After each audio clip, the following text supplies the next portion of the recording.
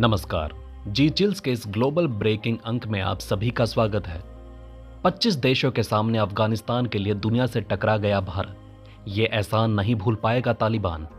Qatar में घुसे जयशंकर तो पाकिस्तान में क्यों आ गया भूकंप? आखिर मिराज लड़ाकू विमान से पाकिस्तान इतना क्यों डरता है? कतर से जयशंकर ला रहे 12 मिराज लड़ाकू विमान, पाकिस्तानी सेना में अफरा तफरी का माहौल। यूनाइटेड नेशन में मान्यता प्राप्त करने के करीब पहुंचा अफगानिस्तान। भारत की मदद पाकर गदगद हुआ तालिबान। डिबेट में खराब परफॉर्मेंस के बाद क्या जो बाइडेन नहीं लड़ेंगे चुनाव? कमला हैरिस का नाम हो रहा आगे। बराक ओबामा की पत्नी हो सकती है डेमोक्रेट राष्ट्रपति की उम्मीदवार। अमेरिका के बड़े बड़े नेताओं ने किया कंफर्म। इन सभी हेडलाइंस के अलावा वीडियो में जानेंगे और भी बहुत कुछ। लेकिन आगे बढ़ने से पहले आप सभी के लाइक और कमेंट के लिए दिल से शुक्रिया। दोस्तों, इस वीडियो में आगे जानेंगे कि कैसे विदेश मंत्री एस जयशंकर ने कतर पहुंचते ही पाकिस्तान में खलबली मचा दी है। कतर से जयशंकर एक ऐसा हथियार ला रहे हैं जिसे F-16 किलर कहा जाता है। इसी कारण पाकिस्तानी वायु सेना में हड़कंप मचा हुआ है। सऊदी अरब के बाद अब कतर भी पाकिस्तान के हाथ से निकल रहा है और भारत को सस्ता हथियार सप्लाई कर रहा है। इस पूरे विषय पर चर्चा करेंगे आगे विस्तार से। लेकिन सबसे पहले कतर की एक और धमाकेदार खबर जान लेते हैं, जहां अफगानिस्तान के लिए भारत 25 देश के सामने दुनिया से टकरा गया और भारत का एहसान पाकर तालिबान खुशी से झूम उठा है और धन्यवाद कहा है। दोस्तों, भारत ने अफगानिस्तान पर दोहा में आयोजित तीसरी संयुक्त राष्ट्र सम्मेलन में भाग लिया, जिसमें 25 देशों की भागीदारी है।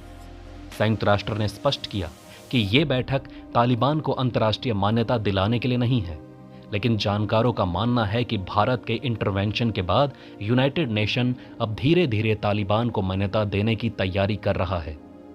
अब आप सोच रहे होंगे कि आखिर अफगानिस्तान मुद्दे पर यूनाइटेड नेशन की बैठक कतर के दोहा में क्यों हो रही है और इसका उद्देश्य क्या है?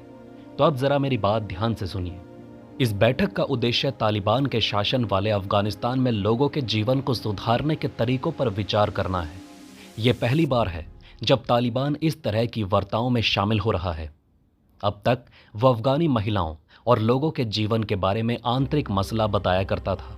संयुक्त राष्ट्र ने अफगानिस्तान पर आयोजित पहली बैठक में तालिबान को नहीं बुलाया था। दूसरी बैठक में तालिबान ने कुछ शर्तें रखी थी, जैसे कि अफगान नागरिक समाज के सदस्यों को वार्ता से बाहर रखा जाए।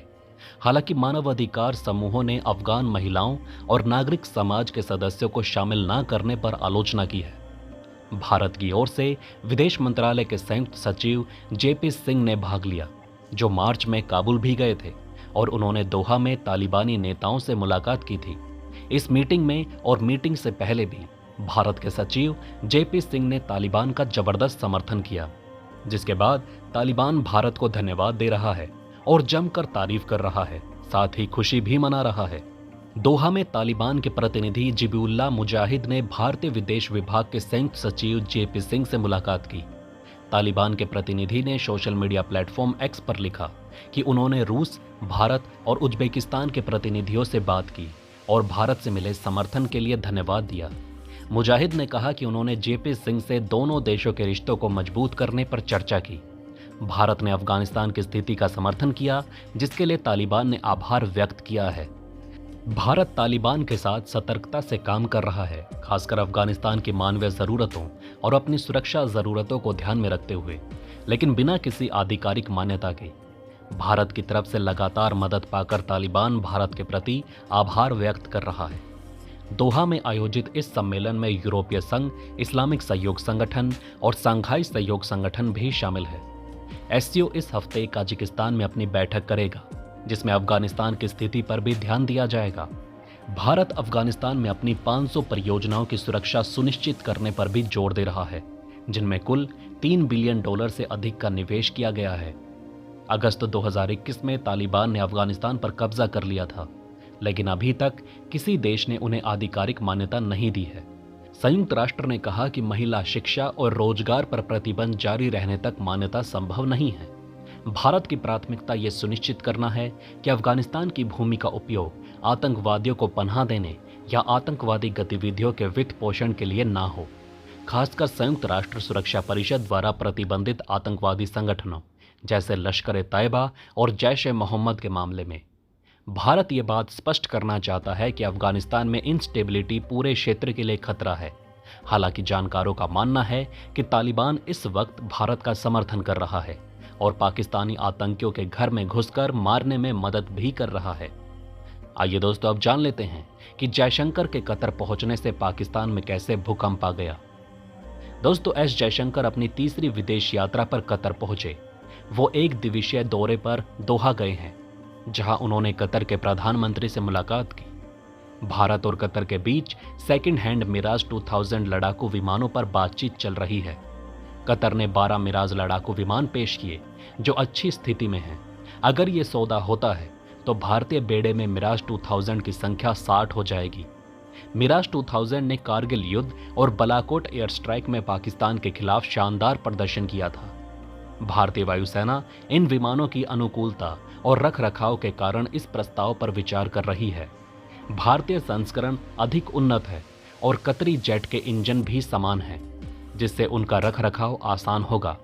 मिराज को भारतीय वायुसेना में 4 दशक पहले शामिल किया गया था और वो आज भी प्रमुख विमानों में से एक है।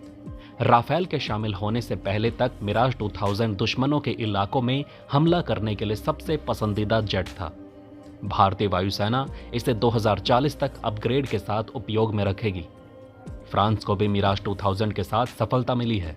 इसने ग्रीस, मिस्र, ताइवान, पेरू, संयुक्त अरब अमीरात, ब्राजील और कतर में भी शानदार प्रदर्शन किया। ग्रीस और तुर्की के बीच 1996 में एक ग्रीक मिराज 2000 ने तुर्की के F-16D को मार गिराया था। ये घटना एशियान सागर के ऊपर हुई थी, जहां तुर्की जेट ग्रीक हवाई क्षेत्र में घुस आए थे। इसी कारण माना जाता है कि जब भारत पाकिस्तान युद्ध होगा तो भारत का मिराज बेहद आसानी से पाकिस्तानी F-16 को मार गिराएगा। ताइवान के मीडिया के अनुसार अक्टूबर 2023 में ताइवान में फ्रांस और ताइवान की वायुसेनाओं के बीच अभ्यास हुआ, जिसमें मिराज 2000 और F-16V के बीच हवाई युद्ध क्षमताओं को बढ़ाने पर ध्यान दिया गया। इस अभ्यास में 4 मिराज 2000 ने काल्पनिक रूप से 4 F-16V को मार गिराया। आप सभी जानते हैं कि पाकिस्तान के पास F-16 विमान है, इसी कारण वो मिराज से हमेशा डरा रहता है। इसी बात का फायदा उठाते हुए भारत कतर से मिराज लड़ाकू विमान खरीद रहा है। इसके अलावा भारतीय क्रिकेट टीम ने T20 वर्ल्ड कप जीतकर खुशी मनाई। एस जयशंकर ने एक्स पर टीम इंडिया को बधाई देते हुए लिखा, क्या मैच था, क्या कैच था। भारत ने साउथ अफ्रीका को 7 रनों से हराकर 2013 के बाद पहला ICC खिताब जीता, जिससे 11 साल का सूखा खत्म हुआ। दोस्तों, आगे बढ़ने से पहले चैनल को सब्सक्राइब करें, जागरूक रहें और सुरक्षित रहें।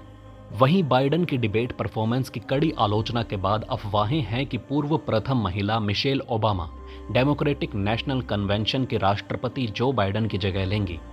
हालांकि कुछ लोगों का मानना है कि बाइडेन की जगह कमला हैरिस उम्मीदवार बन सकती हैं।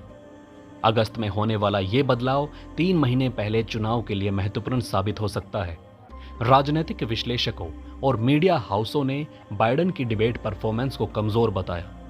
टेक्सास के सीनेटर टेड क्रूज ने अपने पॉडकास्ट पर कहा, 80% से अधिक संभावना है कि डेमोक्रेटिक पार्टी बाइडेन को टिकट से हटा देगी और मिशेल ओबामा को उनकी जगह रखेगी। बाइडेन ने आज रात इतना खराब प्रदर्शन किया कि डेमोक्रेट्स घबराहट में हैं। इसी तरह निकी हेली ने एक्स पर लिखा, मेरे शब्द याद रखना, बाइडेन डेमोक्रेटिक उम्मीदवार नहीं होंगे, रिपब्लिकन तैयार रहो। विवेक रामास्वामी ने कहा कि डेमोक्रेटिक पार्टी बाइडेन को बलि का बकरा बना रही है। इसी बीच पूर्व राष्ट्रपति बराक ओबामा ने कहा, खराब डिबेट नाइट्स होती है, लेकिन अंत में ये चुनाव उन लोगों के बीच है जिन्हें अपने जीवन भर साधारण लोगों के लिए संघर्ष किया है और उन लोगों के बीच जिन्हें सिर्फ अपनी परवाह है। तो दोस्तों, इस वीडियो में फिलहाल इतना ही। इस तरह की डेली वीडियो कंटिन्यू रखने के लिए हमें आपके समर्थन की जरूरत है। कृपया इस वीडियो को ज़्यादा से ज़्यादा शेयर करें और उम्मीद करते हैं कि आप इस वीडियो पर कम से कम 1000 लाइक देंगे। आप देख रहे थे जी चिल्स, जल्द पूरे होंगे आपके सारे विल्स। धन्यवाद।